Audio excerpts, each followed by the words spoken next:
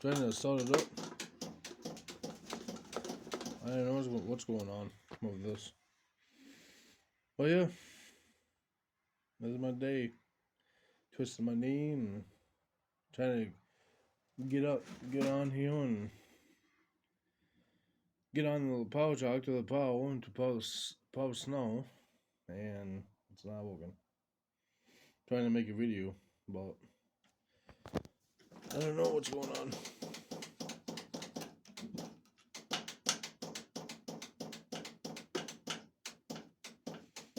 Anyway, starter was seized up, seized up and froze. So what do we gonna do?